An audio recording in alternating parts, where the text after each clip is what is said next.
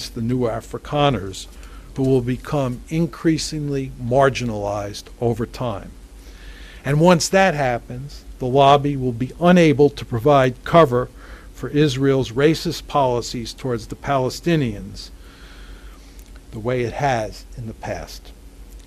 There are a number of reasons why there is not likely to be much support for Israel inside the American Jewish community, as it looks more and more like white-ruled South Africa. For starters, apartheid is a despicable political system, and it is fundamentally at odds with basic American values as well as core Jewish values. This is why the new Afrikaners will defend Israel on the grounds that it is not an apartheid state, and that security concerns explain why Israel has to discriminate against and oppress the Palestinians. But again, we are rapidly reaching the point where it is hard to miss the fact that Greater Israel is becoming a full-fledged apartheid state, and that those who claim otherwise are either delusional or disingenuous. Simply put, not many American Jews are likely to be fooled by the new Afrikaners' arguments. Furthermore, survey data shows that younger American Jews feel less attachment to Israel than their elders. This is surely due to the fact that the younger generations were born after the Holocaust and after anti-Semitism had largely been eliminated from American life. Also, Jews have been seamlessly integrated into the American mainstream, to the point where many community leaders worry that rampant intermarriage will lead to the disappearance of American Jewry over time.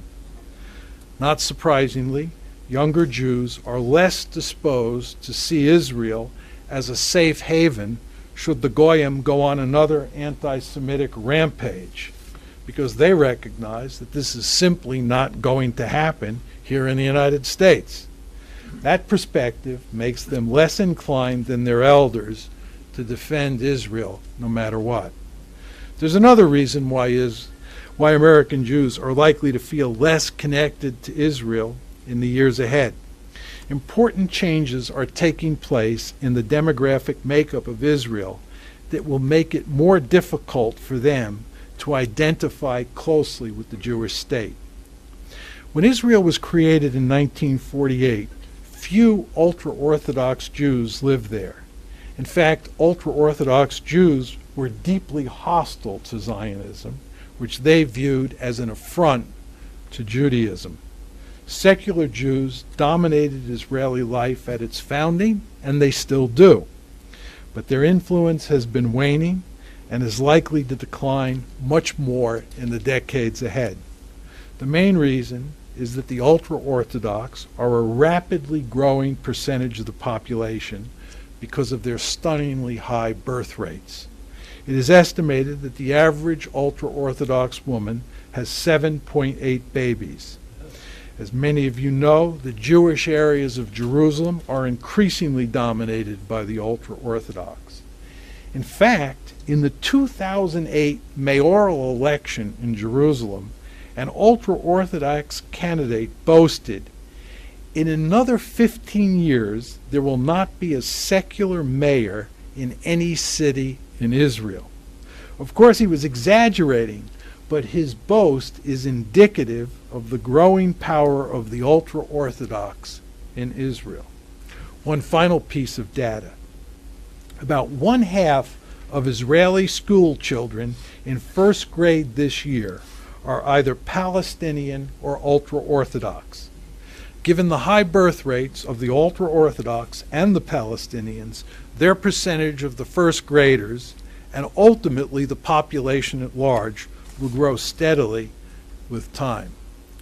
But varying birth rates among Israel's different communities are not the only factor that is changing the makeup of Israeli society.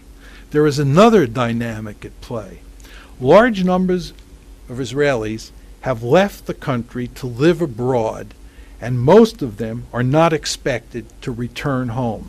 Several recent estimates suggest that between 750,000 and 1 million Israelis reside in other countries, and most of them are secular. On top of that, public opinion surveys indicate that many Israelis would like to move to another country. This situation is likely to get worse over time because many secular Jews will not want to live in an apartheid state whose politics and daily life are increasingly shaped by the ultra-Orthodox. All of this is to say that Israel's secular Jewish identity, which has been so powerful from the start, is slowly eroding and promises to continue eroding over time as the ultra-Orthodox grow in number and influence. That important development will make it more difficult in the years ahead for secular American Jews, who make up the bulk of the Jewish community here in the United States, to identify closely with Israel and be willing to defend it when it becomes a full-blown apartheid state.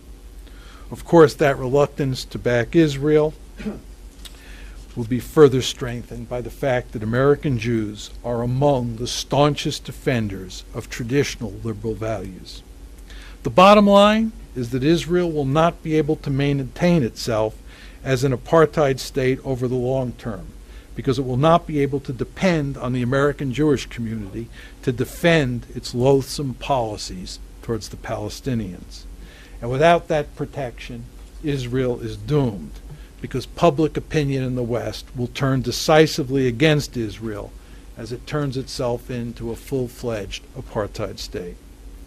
Thus, I believe that Greater Israel will eventually become a democratic binational state, and the Palestinians will dominate its politics, because they will outnumber the Jews in the land between the Jordan and the Mediterranean. What is truly remarkable about this situation is that the Israel lobby is effectively helping Israel commit national suicide. Israel, after all, is turning itself into an apartheid state, which, as Ehud Olmert has pointed out, is not sustainable in the modern era. What makes this situation even more astonishing is that there is an alternative outcome which would be relatively easy to achieve and is clearly in Israel's best interest, the two-state solution. It is hard to understand why Israel and its American supporters are not working overtime to create a viable Palestinian state in the occupied territories, and why instead they are moving full steam ahead to build Greater Israel, which will be an apartheid state. It makes no sense from either a moral or strategic perspective. Indeed, it is an exceptionally foolish policy. What about the Palestinians? I believe that the two-state solution is the best outcome for them as well as the Israelis. However, the Palestinians have little say in whether there will be two states living side by side, because they are presently at the mercy of the Israelis, who are the lords of the land. This means that the Palestinians are going to end up living in Greater Israel, which will be an apartheid state. Again, one might even argue that they have already reached that point. Regardless, the Palestinians will obviously have a vested interest in moving away from apartheid and toward democracy as quickly and painlessly as possible. Of course, that will not be easy, but there are better and worse ways to achieve that end. Let me conclude with a few words of advice to the Palestinians about how they should go about turning Greater Israel into a democratic binational state. First, it is essential to recognize that the Palestinians and the Israelis are engaged in a war of ideas. To be more specific, this is a war about two competing visions of the Middle East: a Greater Israel that is an apartheid state, and one that is a democracy. There is no question that the Palestinians have the easier case to make, as it is impossible to sell apartheid in the modern world. Second, to win this war, the Palestinians will have to adopt the South African strategy.